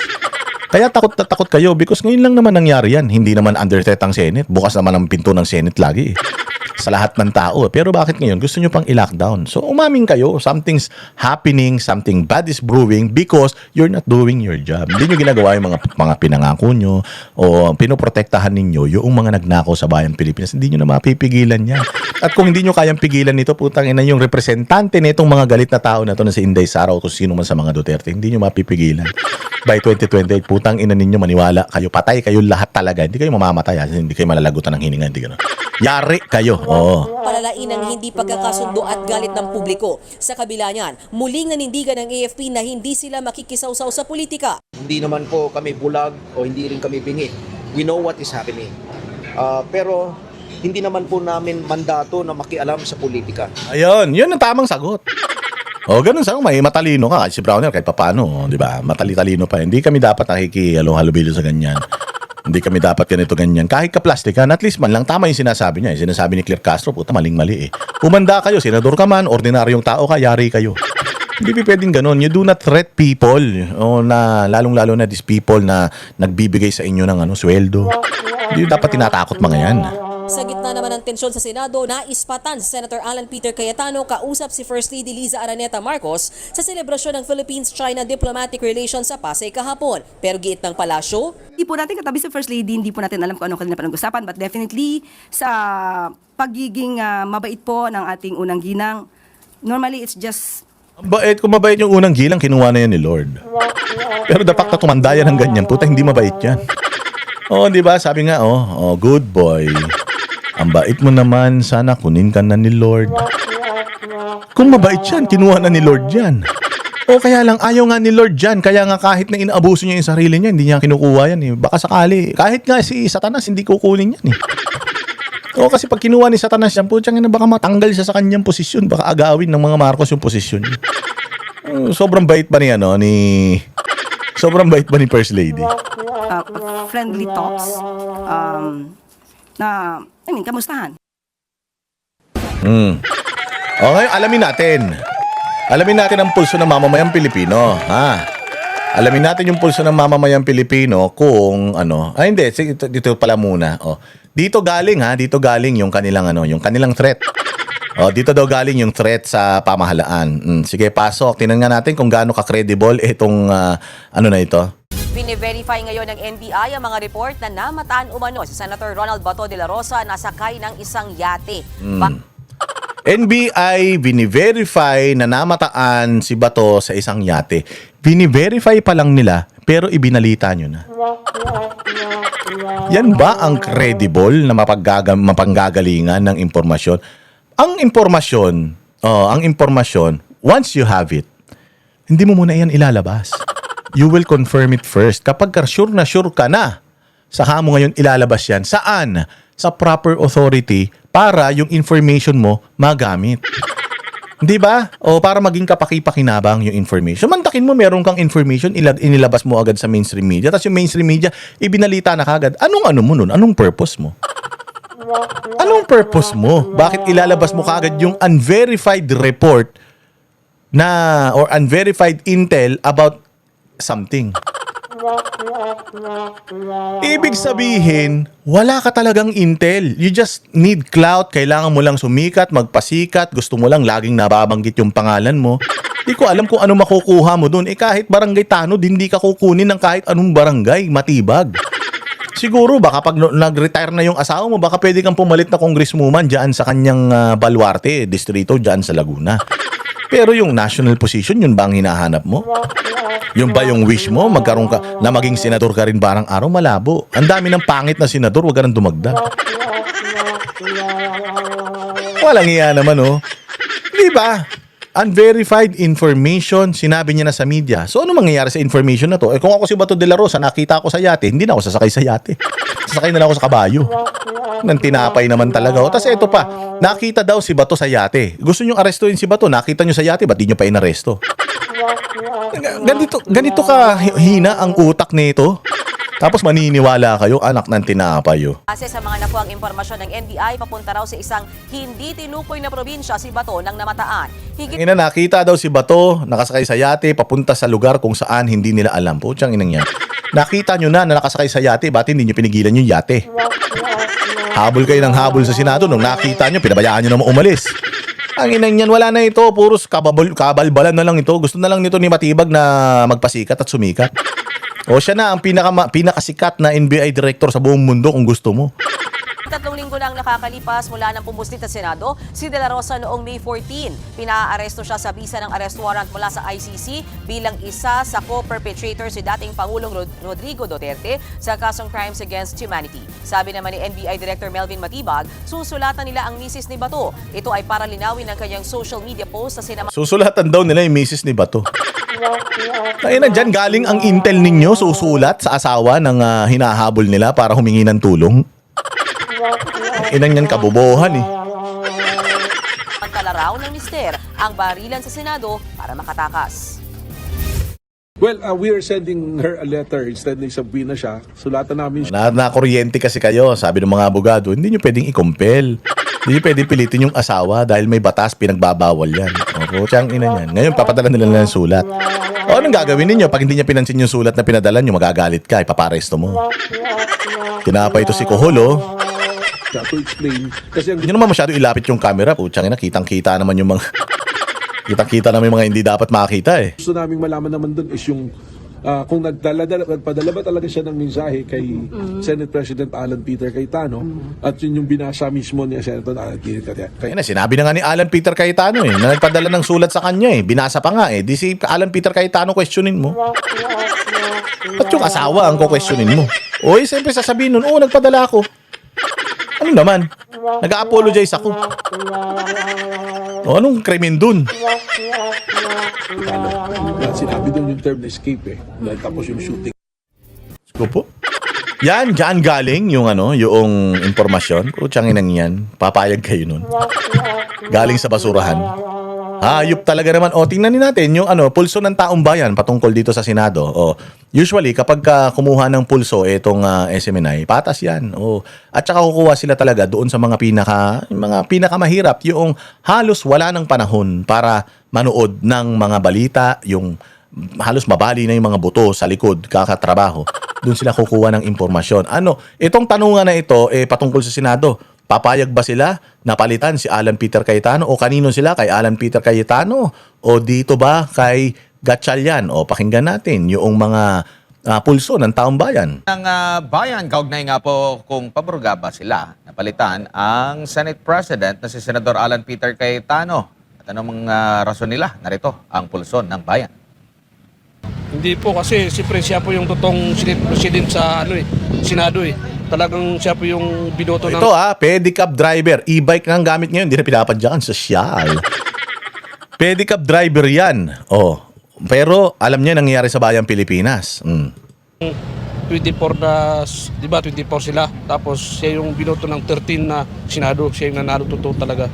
Okay, imagine pedicab driver alam yun na ang kalahati ng 24 ay 12. At in order for you to elect a new Senate President, you need the majority, which is at least 13. At least, at least. Alam nga yan ng normal na nagpapadyak lang eh. Tapos itong mga abogadong mga bobo, nag-aral pang naturingan, hindi ninyo alam yan. Tangina ninyo. Ibigay nyo na yung mga yung mga titulo nyo dito sa mga nagpe-pedicab. Baka mas magaling pang mga mag-abogado to sa inyo. Anong masasabi mo naman, kuya? Si kuya naman, nagpaparis lang yata ito. Po yun si Alan Cayetano, sir, mas namanatili. Opo, mas okay pa po yung niya ngayon, sir, yung pamanaka niya bilang Senate President. Magulo ng Senado ngayon eh. Wala nang mangyari dyan. Patang galing pa rin sa Senado dyan. Sa akin parang hindi. Mas maganda sana yun Kasi mas lumalaban siya. Sama-sama sila. Siguro, yung sa kabila naman hindi naman natin alam kung ano yun. Kasi marami silang maraming issues. Alam naman natin, di ba? Marami nagsasabi. Siguro mas maganda si Cayetano para malaman natin lahat kung ano talaga ang totoo. Yun, di ba? Si Kuya Driver. Kala nyo, nagdadrive lang yan. Walang radyo yung TV, yung ano niyan, jeep niyan. Luma na yung jeep niyan. Ang init-init. Pero habang nakapahinga siya, sabi niya, mas okay si Cayetano kasi si Cayetano lumalaban siya eh. Yung kabila kasi parang wala eh. Pumuprotekta eh. Meron kasing dumidepensa at saka merong umuopensa. Eto si Alan Peter Cayetano, umuopensa siya eh. Yung mga kabilang senador, dumidepensa sila eh. Ewan natin kung ano dinidepensahan nila. Mga ordinaryong tao. Oo, hindi naman malalalim ang kanilang kaalaman. Kaya nga, ganito lang ang mga naging trabaho nila. Marami rin naman mga matatalino na mga hindi naman nakapag-aral. Pero, tingnan ninyo kung paano sila mag-isip, di ba? Ito totoong boses ng bayan. Kasi mas okay sana kung talagang lahat sila magpupulong-pulong para malaman talaga, di ba? Yung sama-sama sila, yung lahat sila sa kabila rin, sasama-sama sila para magkaroon sila ng palitan na debate. Magkanya-kanya sila kung sino talagang totoo, sino talagang... Yun, debate. Kailangan magdebate kayo sa floor, hindi kayo magwo-walk out. Sama-sama kayo dyan, patalinuhan kayo because hinano kayo ng tao, hinalal kayo ng tao para dyan. Magdebate kayo ng magdebate para sa kapakanan ng bayang Pilipinas. Buti pa si Kuya, naiintindihan yun. Ikaw kaya, Erwin Tulfo, mag-drive ka na lang ng jeep. Hindi nagsasabi ng totoo. Yun lang naman kailangan natin. Siyempre hindi. Nasa batas naman yun eh. Di ba? Kahit hindi tayo nakakintindi sa batas, nababasa ko doon, 1935 Constitution eh. Ang tindi ni Kuya, 1935 Constitution, pares pa kami may tattoo sa liig. Nababasa naman daw sa batas, 1935 Constitution. Anong sabi Kuya ng 1935 Constitution? Kailangan nasa 13 magbobotohan, di ba? Para mapalitan o magkaroon ng bagong Senate President, kailangan nasa 13 senador, di ba? O di ba? Mathematics? 12 divided by 2. Mali pala. 24 divided by 2 is 12. And 12 is equals than 12. 13 is greater than 11. Ganun yun. So dapat 13. So si Kuya nga naiintindihan na kailangan mo ng majority para makapag-elect ka ng Senate President. Tapos kayo, hindi nyo maintindihan yun? Hindi ba kayo nahihiya sa mga sarili ninyo? Papalitan, kung papalitan, kung maganda naman yung pamumuno niya, okay naman, pero kung maganda, maaari palitan. Kasi sa aming mahihirap, pwede, hindi napalitan yan.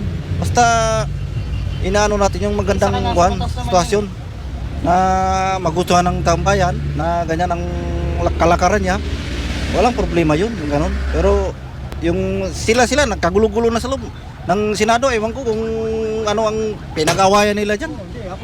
Di ba? Ang hirap ng sitwasyon dyan. Ngayon lang nangyayari ito sa loob ng gobyerno natin, ba't nagkagulo-gulo sila dyan? Hindi na. Bakit po? Duterte Ito, ang ganda ng sasabihin nito yun eh. Digong yun, okay lang yun. Gusto niya kasi digong yun. Si Cayetano gusto niya kasi digong yun. Ito ang boses ng masa. Mababaw lang ang kanyang pagkaunawa pero naiintindihan niya na kapag kadigong, ibig sabihin yan, para yan sa bayang Pilipinas, na kapag kadigong, hindi yan nagnakaw. Na kapag kadigong, nagkanda sakit-sakit na siya, nagkanda kulong-kulong na siya para sa bayang Pilipinas. Yan ang tatak Duterte. Mga Tulfo, yan ang dapat maintindihan ninyo. Mga kupal kayo. Yan ang dapat naintindi, itatak nyo sa utak nyo dahil once upon a time, kayo mga buwaka ng ina ninyong magkakapatid kayo, lahat kayo, puros mga Duterte din. Ginamit ninyo ang Duterte para makuha ninyo yung masa na manood sa mga programa ninyo. Tapos ngayon, sasabihin ninyo na yung kay Cayetano, Duterte senators, tapos kayo, hindi kayo Duterte senators, kakapal ng mga mukha nyo. Bakit? Magkano?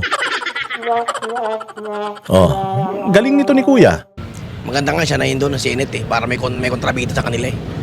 Kasi pag puro bida, wala mangyari. Hindi sinamantala nila, di ba? Maganda yun si Cayetano na lang.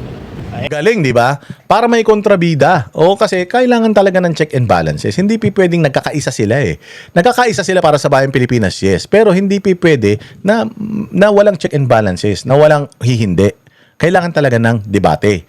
So sinasabi ni Kuya na mabuti siya kasi siya, lumalaban talaga siya. Tsaka mabuti siya kasi kontrabida siya. Kasi kung lahat yan, magkakaibigan lahat yan, magkakasama. Edi, putsang ina kahit kurakot na yung na yan, yung pinag-uusapan nila, di ano na lang sila, agree-agreehan na lang sila. Kailangan talaga may kontrabida. Di ba? Napakagaling ni Kuya. Buti pa si Kuya naiintindihan yan Etong mga bobong mga vlogger ni Bongbong at saka itong sila Palsis, putang ina niyan, mga abogado pa na turingan, mga inutil. Wala na tayong masasabi dyan kasi kung sila-sila lang naman ng dyan, ang nag-aaway dyan, wala tayong magagawa. Di ba?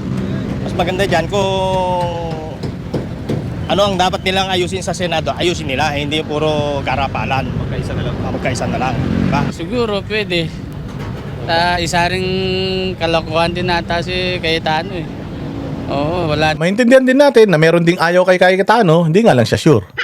Ayaw niya kay Cayetano pero sabi niya ata. May kalokohan din ata malamang si Kuya, yung algorithm ng kanyang Facebook more on nandito sa kabila. But that's okay, that's his opinion. Ganyan dito sa mundo, lalong-lalo na sa Pilipinas, dapat kung ano yung opinion mo, yun yung maririnig. Din sa ayos, no?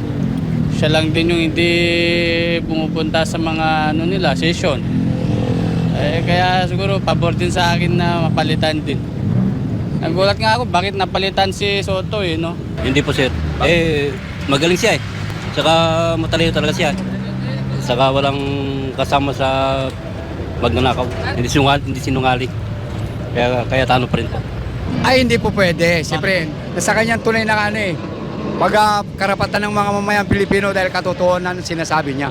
Naniniwala po ako doon sa 18 Marines tsaka yung mga ni Saldico. Naniniwala po ako doon. Hindi po pwede po. Maniniwala ka sa 18 Marines? Ako sabi ko nga sa inyo, hindi naman ako mayaman, hindi naman ako sobra. I mean, kaya ko na yung sarili ko and itong mga ito yung mga talagang apektado ng corruption, paghihirap, pagtaas ng presyo ng bilihin. Nararamdaman ko yun. Nararamdaman ko yun. Ako nga, every time na magpapagasolina ako, ko yun ngayon nga, yung mga sasakyan ko, ko yun, finu-full tank ko talaga yun. Pag nabawasan yun ng konti, pinapakargahan ko na Kasi ang hirap talagang maglabas ng 5,000 para lang ipakarga mo sa sasakyan mo. Ako pag nabawasan yun, papa-full tank ko ulit. Para hindi siya nauubos kasi pag naubos, ang hirap bumuno Mas madaling bumuno ng 500 kaysa sa 5,000 kaya ako, kahit papaano, kaya ko pa magpa-full tank ng sasakyan. Itong mga ito, mga bossing, kahit na yung mga driver na yan, umiilaw na yan, empty na. Yung kanilang mga jeep, pinapaandar pa rin nila para lang kumita sila ng pera. So ito yung mga apektado. Naniniwala ba sila sa 18 Marines? Kasi kung maalwa naman ang buhay mo, maganda ang buhay mo, hindi ka maniniwala sa sinasabi ng 18 Marines. Walang korupsyon. Kasi kung maayos ang Pilipinas, nakikita mo, hindi ka maniniwala na may korupsyon. Nakikita mo, sobrang hirap ng Pilipinas hindi talagang maniniwala ka na may korupsyon. Ito si Kuya, kilala ba niya 18 Marines? Pero naniniwala siya sa 18 Marines. Why? Alam niya na may korupsyon po. Tiyang inang yan. Tagal-tagal ko nang mahirap Hanggang ngayon, mas mahirap pa ako So, saan napupunta yung pera ng Pilipinas? Di sa bulsa ng mga politiko. Sila lang yung yumayaman. Tapos kami, ganito pa rin. Jeepney driver pa din. Napapalitan siya. Hindi po ako pabor, sir. Bakit po? Kasi tapos na yung eleksyon, bakit papalitan pa siya? Nawala naman 13 na senator na pwede pumalit sa kanya kung sakali butuan. Kasi yan ang narinig ng roles ng mga senator Hindi naman pwede 12 na ngayon, papalitan mo na. Kung naka-13 ng kabila, wala tayong magagawa talagang. Diba, ordinaryong tindero ng uniform ng mga estudyante na kapatid nating Muslim. Simple lang ang mathematics 12.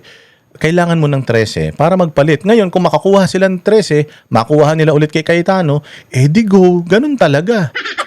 Sige kuya nga, naiintindihan Tapos si Cayetano, si Gatchalian, si Lacson, si Tito Soto, makikinig sa Integrated Bar of the Philippines, legal luminaries, deans, at kung saan-saan. Dito kayo dapat nakikinig sa mga mamamayang Pilipino dahil ito ang pinagsisilbihan ninyong mga hayop kayo.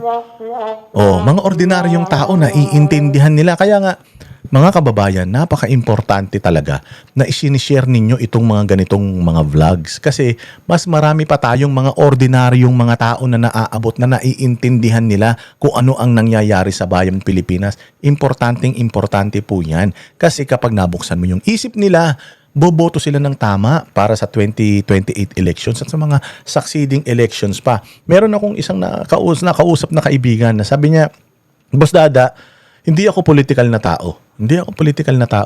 But ever since noong nag-follow ako sa'yo, tapos yung algorithm ko siguro, puros mga tungkol na sa gobyerno. Kaya pag lumalabas sa Facebook ko, puro na sa gobyerno.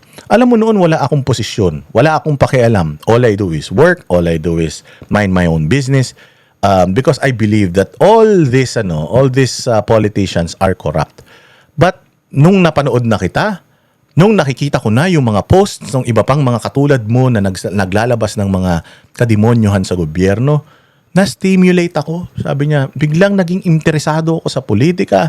Bigla akong nagkaroon ng idea kung ano ba ang mga nangyayari sa bayang Pilipinas. So, sabi niya, alam mo, maraming salamat sa iyo kasi binuksan mo yung isip ko.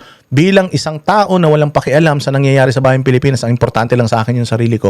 Ngayon, nag-iisip na ako at natitimbang ko na kasi nakikita ko din yung sinasabi ng kabila, nakikita ko yung sinasabi ninyo, natitimbang ko na ngayon. That's the importance of sharing videos as such. Yung mga ganitong video, yan ang maganda na sinishare nyo yan. Kasi marami tayong naaabot na mga kababayan natin na dating mga walang pakialam na ngayon, bukas na isip. At dahil bukas na isip sila, tinan mo, threatened na ang gobyerno, threatened ang Senate. Kasi marami ng taong nagrereklamo. Nagpapatay na nga sila ng mga comment sections nila sa kanilang mga social media accounts. Kasi hindi na nila kayang tanggapin yung pagmumura ng taong bayan. And pag nagalit ang taong bayan, doon natithreaten yung mga nilagay ng taong bayan dyan sa posisyon because walang ibang pwedeng maglagay sa kanila sa posisyon at magtanggal sa kanila sa posisyon kundi tayo lang na mga botante at mga residente dito sa bayang Pilipinas. Kaya nga, ang threat talaga sa Malacanang ngayon is us. Us Filipinos na affected ng kakurakutan nila, ng kanilang ka-incompetensyan, tayo, yung threat sa kanila. Na kapag nagsama-sama tayong lahat, sobrang dami natin, hindi na nila kayang mapigilan yun. At ayaw nila yun. Yun ang talagang iniiwasan nila. Magkaroon ng panibagong people power para alisin silang lahat sa posisyon. Because nasa atin ang kapangyarihan. Nasa kanila ang mga otoridad, but nasa atin ang kapangyarihan that if we come together and sabay-sabay tayong sisigaw at sa social media, boses natin yung maririnig, marami tayong mabubuksan. At itong mga kupal na ito, ma-expose sila, hindi na sila mananalo sa susunod na mga eleksyon. And malay mo naman, makulong sila dahil mga totoong mga magnanakaw sila, di ba? So this is really important, mga bossing. Papalitan siya. Pero siya ngayon, pag natimpersahin ka, Eh hindi. Bakit po? Nanggugulo lang naman yung kapila kasi ayaw nilang malaman yung pinatago nila eh. Kitang-kita naman eh. Siyempre hindi, siya na lang yung matino papalitan pa. Yo, siyempre naman. Matino. Siya na lang No, kung medyo nagpapakita na maganda doon sa tapos papalitan pa. Sa tingin ko, hindi naman siguro pabor sir kasi wala naman ako naririnig na issue kay Tano sa mga ginagawa sa Senado. Minsan nga, siya pa nga mismo nagtatanggol si Cayetano sa Senado. Thank you, sir. Dapat yun, yung mga ibang sa Senado, yun ang mga tanggalin, yung mga korupsyon. Yun talagang pinaka-mainam na tanggalin sa Senado. Ang galing, palakpakan tayo. Napakahusay, napakaganda. 'Di ba? Bagamat meron pa rin mga iba na hindi pa rin naliliwanagan and the purpose na naglalabas tayo ng mga ganitong mga content is for them to at least have something to ponder upon, mag-isipan nila, makikinig sila dito, sino ba yung mas matimbang, hindi ba? Nagkakaroon ngayon yung tao, ngayon hindi challenge yung mga kamalayan ng tao. Tama ba ito? Mali ba ito? Aba, tama ito, mali ito, hindi ba? So imagine, itong mga tao na ito, mga mabababa lang ang kanilang mga educational attainment, hindi man sila mga professional, they're professional drivers, skilled workers itong mga ito, but hindi sila nag-abogasya, wala silang masters, wala silang mga PhDs, but they know what is happening sa bayang Pilipinas because sila yung apektado. Lahat naman na nagtatanggol sa administrasyon ngayon, wala namang mahirap dyan lahat yan nakakaluwag-luwag sa buhay.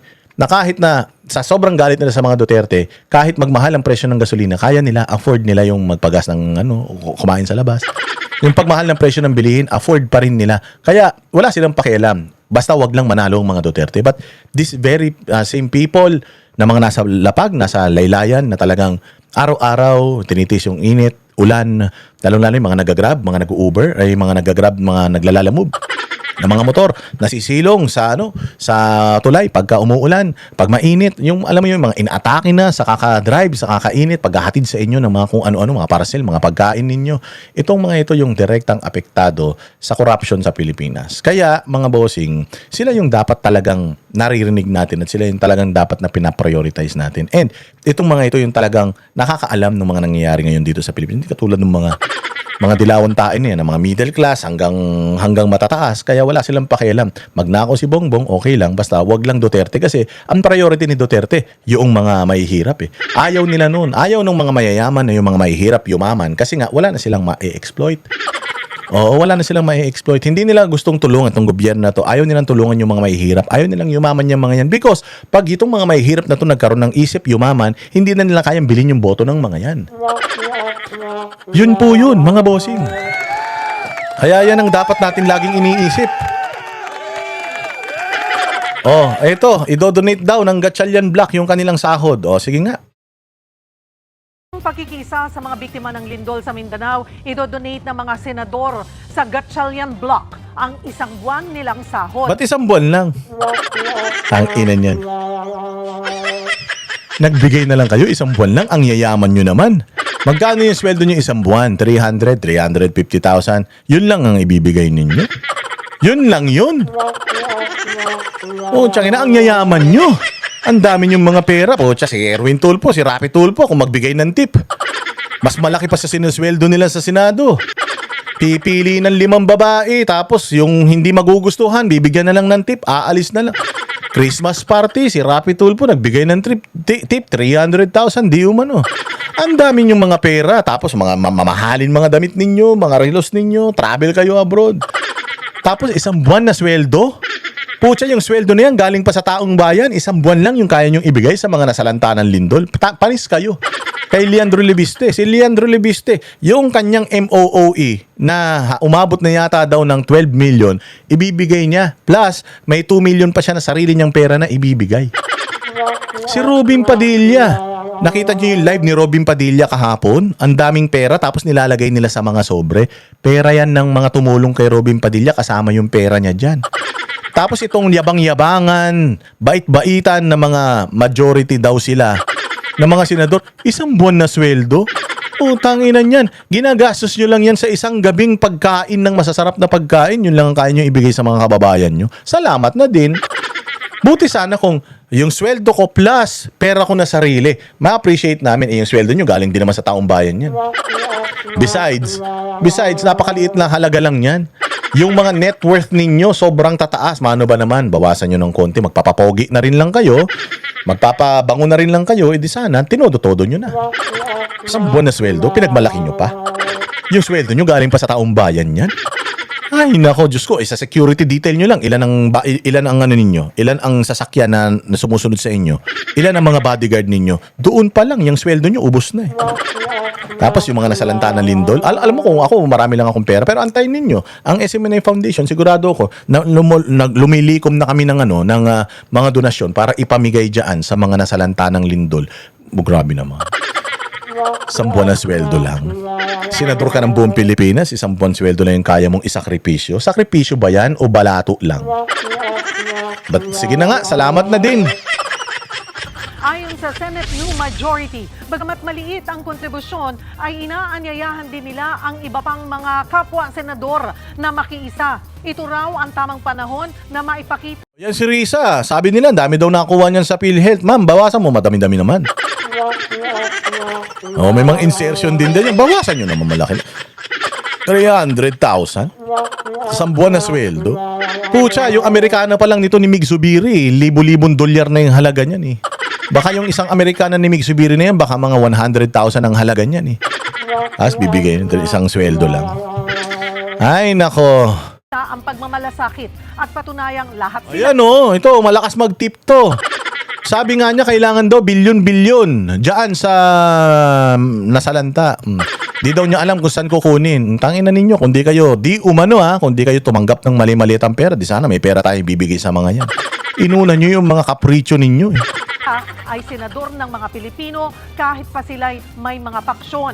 Hinikayat din nila ang ibang mga Pilipino na mag-abot. Lalong-lalo na to. Isa sa pinakamayaman na senador to. Isang buwan na sweldo lang. Talo kayo ni Chavit Singson. Si Chavit Singson, putyang inan yan. Sa sobrang dami ng pera ni Chavit Singson, putyang namimigay na siya ng pera.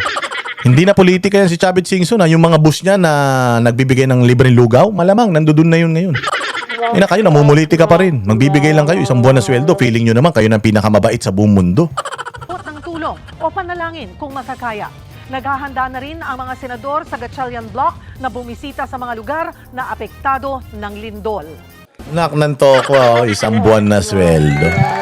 Asis! Okay na yon. Okay na sa inyo isang buwan na sweldo nila, mga bossing. Ha? Oh. Ang haba na nitong vlog ko, tama na kaya? O sige, magkita-kita na tayo sa susunod. Marami pa tayong mga i-discuss. Mamaya, mag-upload tayo ulit ng isa pang video para marami-rami kayong mapag-aalibangan. Pero ang sa ngayon, hanggang dito na lang muna tayo. Maraming salamat sa inyong suporta. Mabuhay kayo. Again, like, share, follow, subscribe kayo sa lahat ng mga banateros. Siyempre, sa lahat ng mga nagmamahal sa bayang Pilipinas ng mga vloggers. Yung mga Dilawan, Pulahan, mga Luis, bayan nyo na yan. Oo, tapos, sige, tutulong din tayo sa mga nasalanta.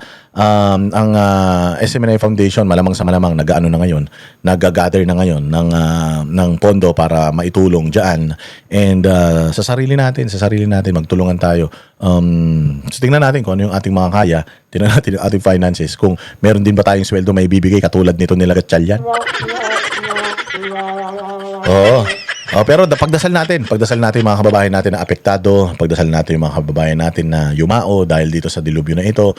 At sana naman huli na ito. O Panginoon, sana wag na. Kawawa naman kami. Ano na nga kami, nililindol na nga kami ng kamanyakan at kakurakutan nitong administrasyon na ito. Tapos may mga ganito pa. Sana spare this country naman from all of this. Kawawa naman yung mga Pilipino. Kawawa na kami sa totoo lang. Kung meron kayong sigurong lilindulin, yung mga bahay na lang mga magnanakaw sa Pilipinas, Lord. Oo, sana ganun na lang. Kawawa naman yung mga yung mga ordinaryo mga Pilipino na hirap na nga sa buhay, mawawalan pa ng mga tahanan, mga trabaho and all. Sama-sama tayo magdasal at suportahan natin ang isa't isa, mga bossing. Mabuhay ang bayang Pilipinas. Kita-kita po tayo ulit sa susunod na vlog. Kami ang boses ng masa, hindi natatakot. Katotohanan lang, di kami nalulunod. Walang bahid ng sismis, lahat ay totoo. Kahit sino ka pa, pag mali ka babanatan ka. Walang pinipili kulay, wala kaming kinikilingan. Basta para sa bayan, kami lalaban. Pagdama palakpakan, pag mali banatan. Di matitinag, di matatakot, para sa bayan tuloy ang sigaw. Sa harap ng kamera, walang halong takot. Mga baluktot, lahat kayo'y tutumba. Ang hustisya at totoo, yun lang ang mahalaga. Kahit sinong harang, di kami matitinag.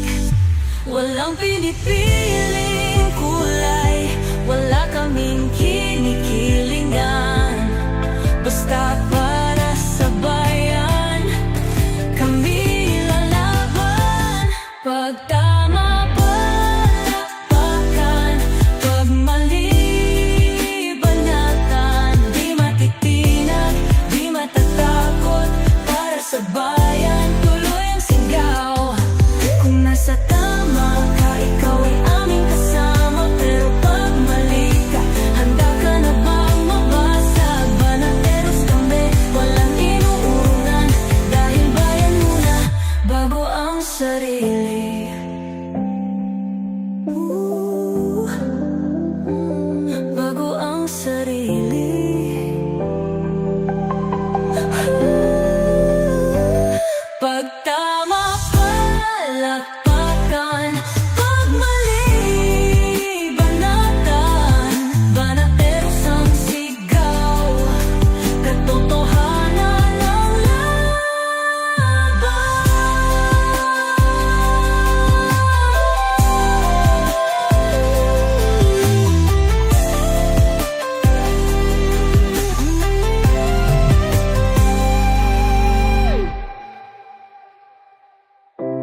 Sa harap